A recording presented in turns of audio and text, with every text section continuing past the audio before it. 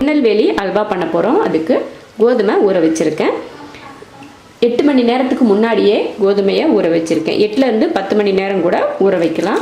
1/2 kilo கோதுமை ஊற வச்சுருக்கேன் நான். அதை இப்போ மிக்ஸி ஜாரில் போட்டு அரைச்சிக்கலாம். 2 டைமாக போட்டு பால் எடுத்துக்கலாம். ஒரே தான் போடுறதுக்கு முடியாது, நிறைய இருக்கிறதுனால 2 டைம் போட்டு அரைச்சிக்கலாம். பாதி அளவுக்கு போட்டாச்சு. இன்னும் இதை அரைச்சிட்டு அதுக்கப்புறம் இன்னொரு டைம் போட்டுக்கலாம். கோதுமை அரைச்சிட்டோம், நல்லாவே அரைச்சிட்டேன். நீங்கள் நல்லா அரைக்கலைன்னா வடிகட்டிட்டு மறுபடியும் ஒரு தடவை தண்ணி ஊற்றி அரைச்சிங்கன்னா நல்லா பால் கிடைக்கும். நான் ஒரே டைமில் நல்லா அரைச்சிட்டேன். வெள்ளை துணி போட்டு வடிகட்டிக்கலாம், இல்லைன்னா நல்ல சல்லடையில் வடிகட்டலாம். குருணையாக வராத அளவுக்கு நம்ம வடிகட்டி எடுத்துக்கணும். இப்போ வடிகட்டிக்கலாம். கோதுமை அரைச்சி பால் எடுத்துட்டோம். 1/2 கிலோ கோதுமை அரைச்சி இப்போ 1 லிட்டர் பாலுக்கு மேலேயே இருக்கும். இப்போ இந்த பாலை அப்படியே எடுத்து 1 மணி நேரத்துலேருந்து 2 மணி நேரம் வரைக்கும் வச்சுட்டோம்னா அது நல்லா தெளிஞ்சு மேலே தண்ணி மட்டும் தனியாக வரும், கீழே மாவு தனியாக இருக்கும். அது மாதிரி வந்ததுக்கப்புறம் தான் நம்ம அல்வா செய்கிறதுக்கு எடுக்கணும். தனியாக மூடி வச்சிடலாம், தெளிஞ்சு வரட்டும். அதுக்கப்புறம் எடுத்துக்கலாம். கோதுமை அரைச்சி பால் எடுத்து வச்சோம். இப்போ தண்ணி தெளிஞ்சு மேலாப்பில் தண்ணி மட்டும் தனியாக வந்திருக்கு. இப்போ இந்த தண்ணியை கீழே ஊற்றிட்டு அந்த மாவு மட்டும் தனியாக எடுத்துக்கலாம். இப்போது தண்ணியை வடித்தாச்சு, அந்த மாவு மட்டும் தனியாக இருக்குது. இதை நம்ம வேறு பாத்திரத்துக்கு மாற்றி அது அளவு எவ்வளோ இருக்குன்னு பார்த்துக்கலாம். இப்போ நம்ம இதை ஒரு கிண்ணத்தில் மாற்றி அளவு எவ்வளோ இருக்குன்னு பார்த்துக்கலாம். இதில் 1 கிண்ணம் இருக்குது, அதை ஒரு பாத்திரத்துக்கு மாற்றிக்கலாம். இதை அப்படியே நம்ம அல்வா காய்ச்சினோன்னா சீக்கிரமாக கெட்டி சேர்ந்து மாவு வந்து வேகாத போல் இருக்கும், பச்சை மாதிரி. அதனால இது கூட தண்ணி சேர்த்துக்கலாம். இதில் 1 கப் மாவு ஊற்றிருக்கோம், அதில் 3 கப் தண்ணி சேர்த்துக்கலாம்.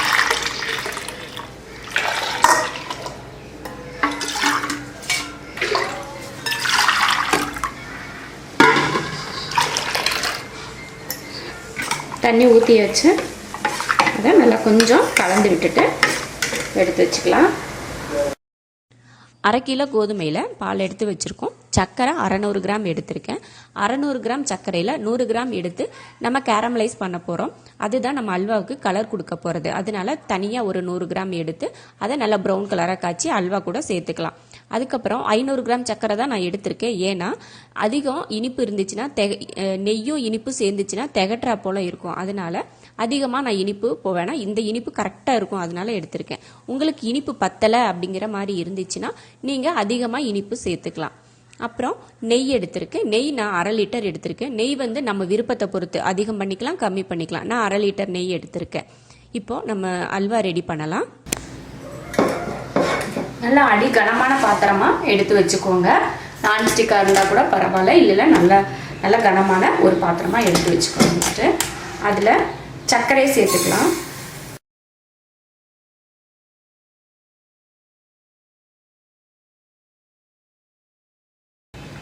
இதில் 1 கப் தண்ணி ஊற்றிடலாம். அதிகம் தண்ணி தேவையில்லை, கொஞ்சம் ஊற்றினா போதும். சர்க்கரை கரையிறதுக்காக மட்டும்தான். அடுப்பு ஆன் பண்ணிக்கலாம். கொஞ்சம் பாகு காயட்டும். இந்த சர்க்கரைக்கு அதிகமாக தண்ணி சேர்க்கக்கூடாது. கொஞ்சமாக 1 ஸ்பூன் 2 ஸ்பூன் அளவுக்கு தான் தண்ணி சேர்க்கணும். அவ்வளோதான் போதும். இதுக்கு இதை நம்ம ப்ரௌனாக காய்ச்சிக்கலாம். ரொம்ப நேரம் ரொம்ப கருப்பாக கரிஞ்சு போகிற அளவுக்கு நம்ம பண்ணக்கூடாது. கொஞ்சம் கலர் மாறினதுமே நம்ம எடுத்துக்கலாம். இதை சர்க்கரை பாகு காஞ்சிட்ருக்கு. நம்ம இது கேரமல் பண்ணுறதுக்காக ஒரு அடுப்பில் மாற்றி வச்சுருந்தோம். அந்த சர்க்கரை வந்து நல்லா ப்ரௌன் கலராக வந்துருச்சு. இப்போ இதை கூட சேர்த்துக்கலாம். இதுதான் அல்வாவுக்கு கலர் கொடுக்கறது. வேறு கலரெல்லாம் எதுவும் சேர்க்க மாட்டாங்க.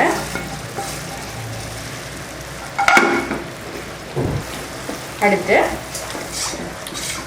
நம்ம எடுத்து வச்ச பாலை கொஞ்சம் கொஞ்சமாக இதில் ஊற்றி கலந்துக்கலாம்.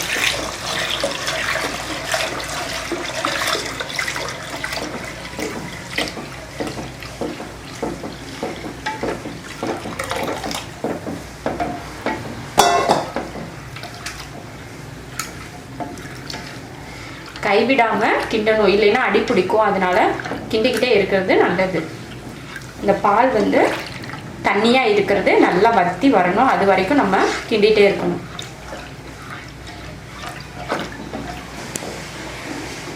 இப்போ லைட்டாக கட்டி சேர்றது தெரியுது. கைவிடாமல் கிண்டணும், இல்லைன்னா அப்படியே தனித்தனியாக கட்டி கட்டியாக நிற்கும். அதனால் கைவிடாமல் ஒன்று போல் கிண்டினா தான் நல்லாயிருக்கும். கிண்டுறதுக்கு சோம்பேறித்தனம் போட்டு அப்படியே விட்டுட்டோன்னா அல்வா வீணாக போயிடும்.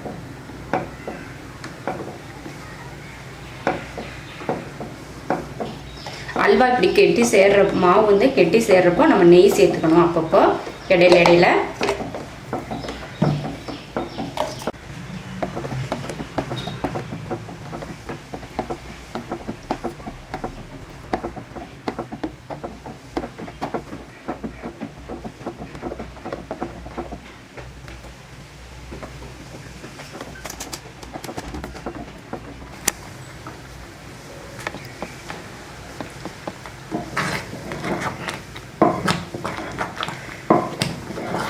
லைட்டாக நெய் தெளிஞ்சு வர ஆரம்பிச்சிருக்கு.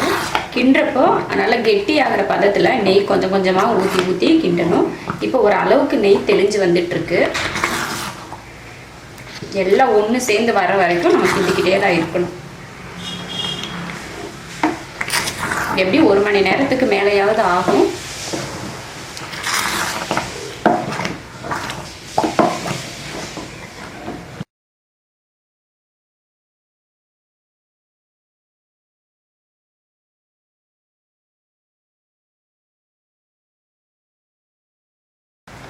கிட்டத்தட்ட இப்போ 1 மணி நேரத்துக்கும் மேலேயே ஆயிடுச்சு. 1.25 மணி நேரம் பக்கம் ஆயிருக்கு. இப்போ இன்னும் கொஞ்சமே இருக்கணும்.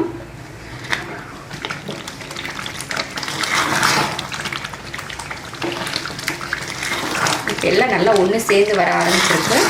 கடைசியாக நெய் ஊற்றியாச்சு.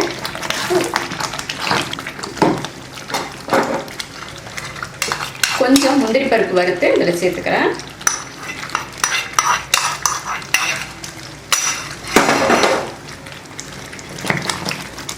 முந்திரி பருப்பு போடக்கூடாது தான், ஆனாலும் கொஞ்சமாக முந்திரி பருப்பு சேர்த்துக்கலாம். அதிகம் தேவையில்லை, கொஞ்சமாக சேர்த்துக்கலாம்.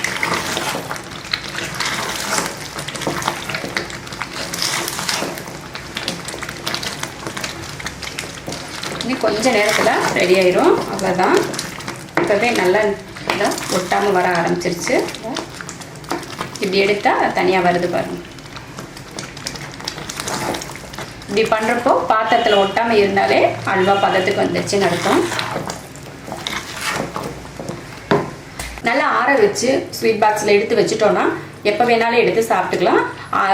அதாவது நெய் வந்து மேலே படர்ந்து இருக்கும் வெள்ளையாக. அப்போ சூடு பண்ணிட்டோம்னா அது தெரியாது. அதனால் அப்பப்போ சாப்பிட்றப்போ எடுத்து சூடு பண்ணி கொஞ்சம் கொஞ்சமாக சாப்பிட்டுக்கலாம்.